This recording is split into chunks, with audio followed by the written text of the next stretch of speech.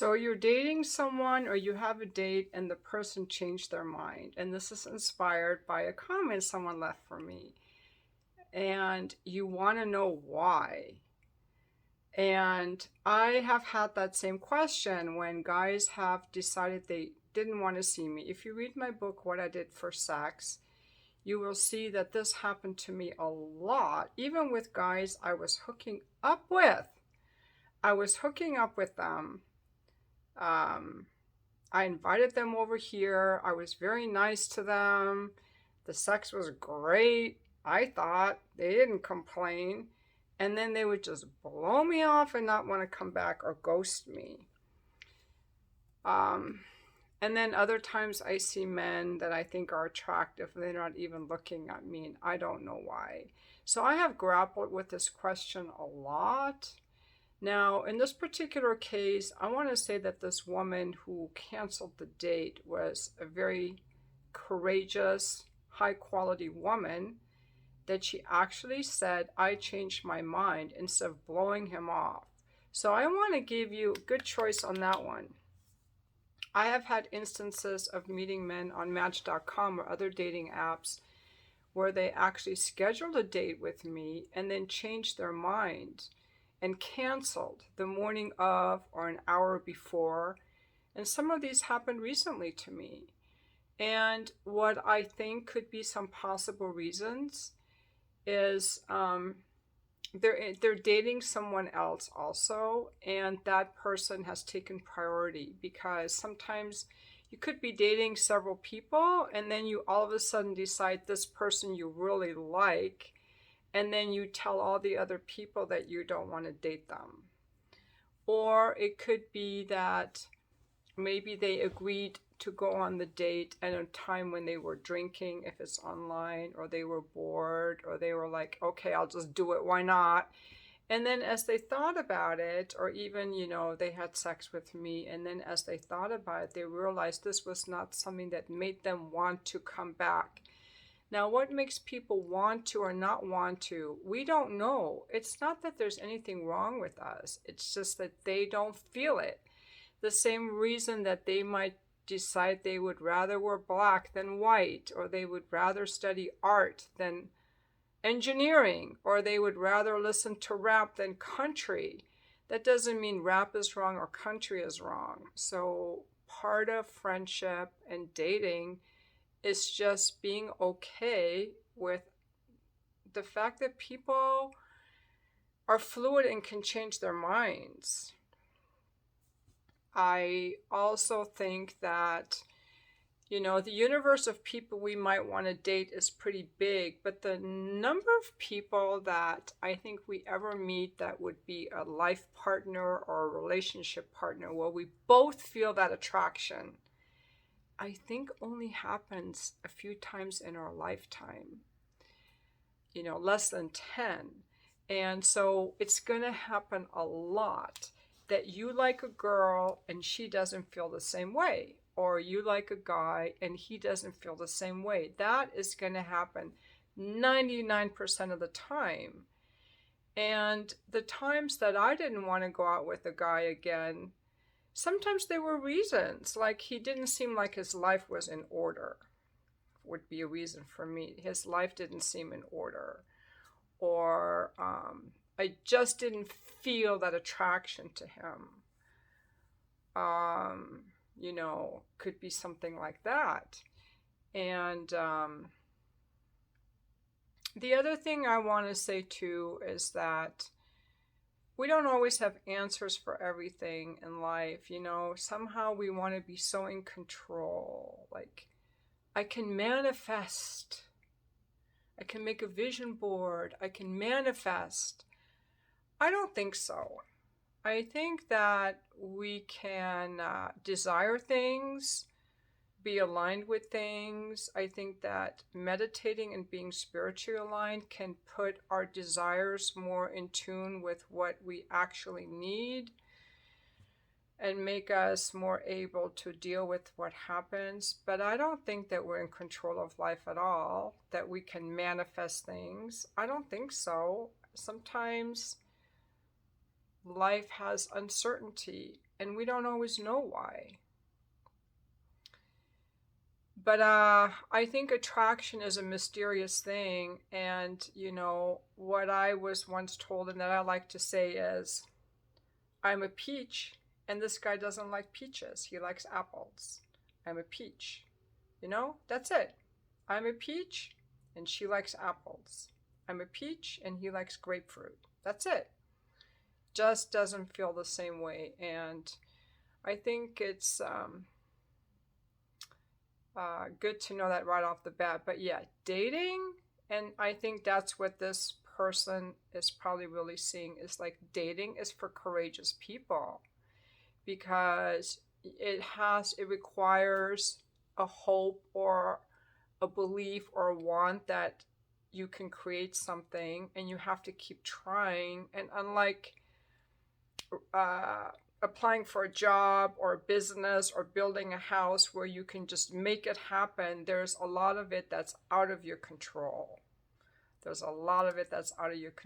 So it's kind of requiring this, like, I can take action, and yet a lot of it is outside of my control. And maybe this is a reminder too that we don't control everything, and to make peace with the part of life that we can't control. And that's what I do a lot.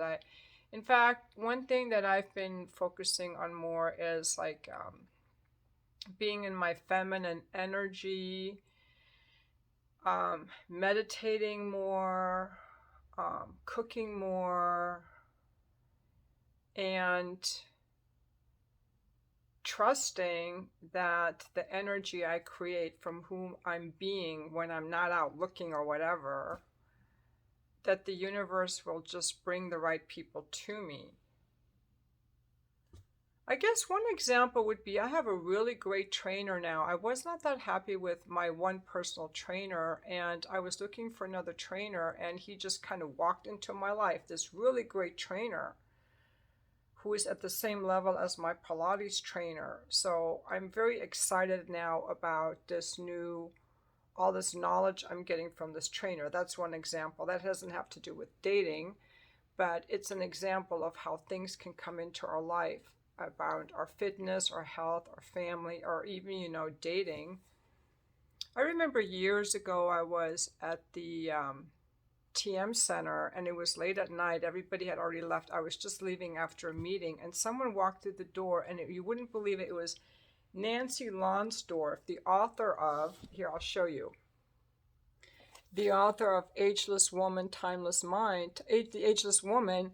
This book was written in the 90s, and I'd been such a fan of hers, and I'd been wanting to meet her. I just thought she was like the most amazing, accomplished woman, and I'd read her books and done a bunch of Ayurveda stuff.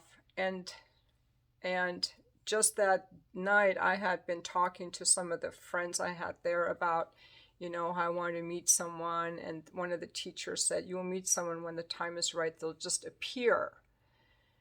And yeah, that makes sense. And of course, Nancy Lonsdorf isn't someone I was going to date, but she was someone I'd admired. I didn't even know she was in San Diego. And just as I was leaving, and the whole place was quiet, everyone had gone to bed, I was leaving the facility, and she walks in, and right there she walks in. And I'm like, wow, Nancy Lonsdorf, I'm such a fan of yours. And we talked for a few minutes, and that, to me, I still remember that. That was right after my divorce 9 years ago. I still remember that as the universe showing me that people just appear. I didn't have to go look for her. She just appeared. My Pilates instructor just appeared. My new personal trainer just appeared. Even this apartment really appeared. It was all very effortless. And so I want to give you that as an example too, that sometimes we make things happen, and sometimes we ask for things and they just appear. Life is very mysterious that way, and sometimes bad things can happen too.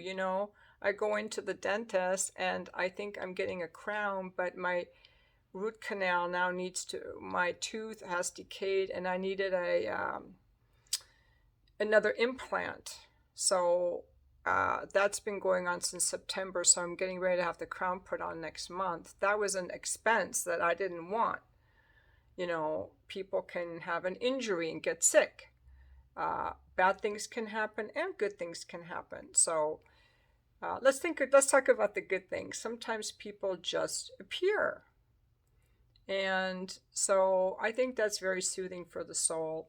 One more thing, a dating tip I want to say is for people who are online dating, I highly recommend that those of you who are doing online dating, if you've tried out the Elderly Advice 100 tips of not giving the guy your number right away, because what they'll do online, these guys will just go right for the sexual part because that's what they're feeling they really need. And as I'm reading in this book, A Billion Wicked Thoughts, you know, men right away, even when they're they look at porn, very visual, graphic things, and we women, we tend to be more about the emotional part.